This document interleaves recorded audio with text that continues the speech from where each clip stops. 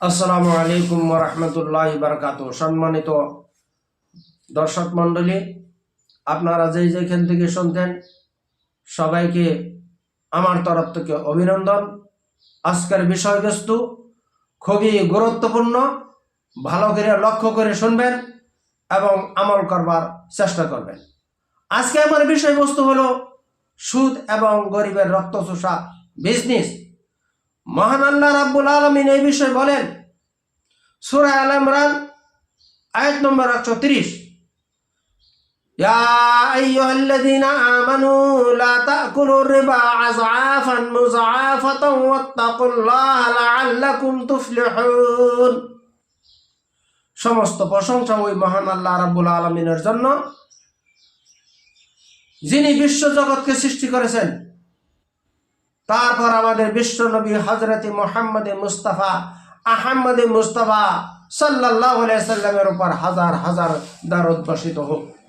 মহান আল্লাহ রাব্বুল আলামিন এই কথা উল্লেখ করেন, ইয়া আইয়ুহাল্লাযীনা আমানু, হে ঈমানদারগণ, হে বিশ্বাসীগণ, লা তাকুলুর রিবা আযআফান মুযআফা, তোমরা সুদকে বড়ায় চড়ায়া বেশি করে খেও না। আল্লাহ রাব্বুল আলামিনকে ভয় করো, হতে পারে আল্লাহ রাব্বুল আলামিন তোমাদেরকে সাফল্য দান করবেন।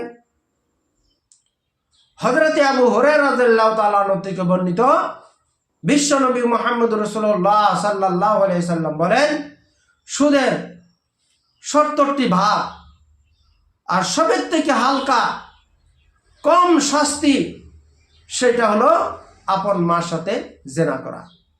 সুনান ইবনে মাজাহ হাদিস নম্বর 165। হযরত আবু হুরায়রা রাদিয়াল্লাহু তাআলা হতে বর্ণিত, বিশ্ব নবী মুহাম্মদ রাসূলুল্লাহ সাল্লাল্লাহু আলাইহি সাল্লাম বলেন, সুদের যে নাকি 1টি টাকা খেলো সে যেন তার মা 36 বার জিনা করলো। হযরত জাবির রাদিয়াল্লাহু তাআলা থেকে বর্ণিত, বিশ্ব নবী মুহাম্মদ রাসূলুল্লাহ সাল্লাল্লাহু আলাইহি সাল্লাম বলেন, সুদ যে খেলো, সুদ যে দিল,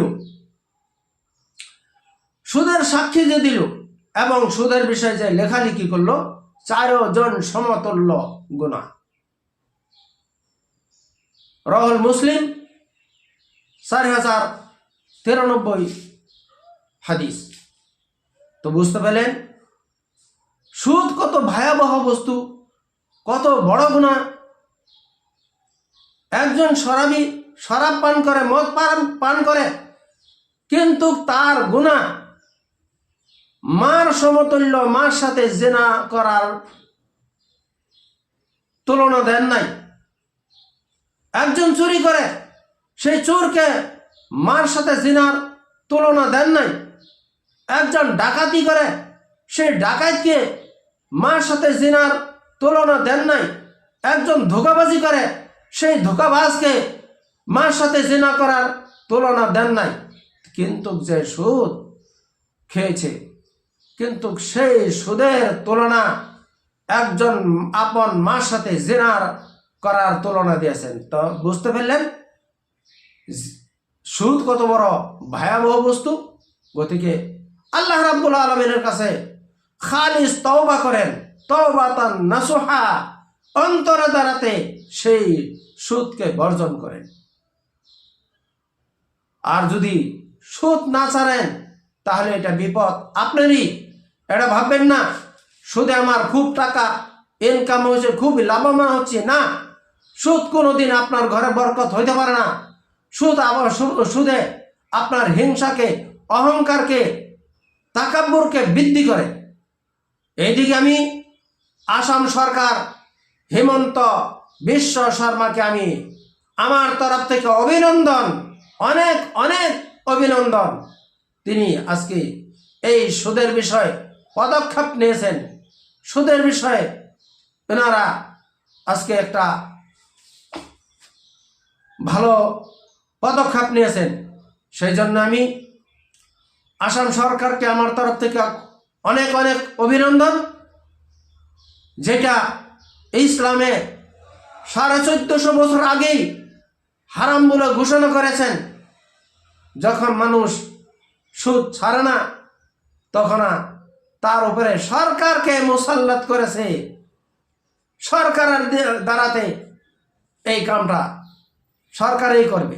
গতিকে আল্লাহ রাব্বুল আলামিনের কাছে আমি দোয়া করি বিশ্ব জাতির জন্য, হে আল্লাহ রাব্বুল আলামিন, তুমি এই বিশ্ব জাতিকে সুদের কারবার, গরিবের রক্তচোষা বিজনেসের থেকে তুমি হেফাজত করো, দূরে রাখো, এটাকে বর্জন করবার সবাইকে তৌফিক দান করো। এই সুদকে ছাড়বার জন্য সবাইকে তৌফিক দান করো। হে আল্লাহ রাব্বুল আলামিন, আমরা ভুল করেছি, আমাদের তওবাকে তুমি ক্ষমা করো। ও সর্বশেষে আল্লাহ রাব্বুল আলামিন কাছে দোয়া, হে আল্লাহ রাব্বুল আলামিন, তুমি আমাদের সমস্ত ছোট বড় যত ধরনের সুদ আছে সমস্ত সুদকে বন্ধ করবার তৌফিক দান করো। আমিন। ওয়া আখির দাওয়ানা আনিল হামদুলিল্লাহি রাব্বিল আলামিন।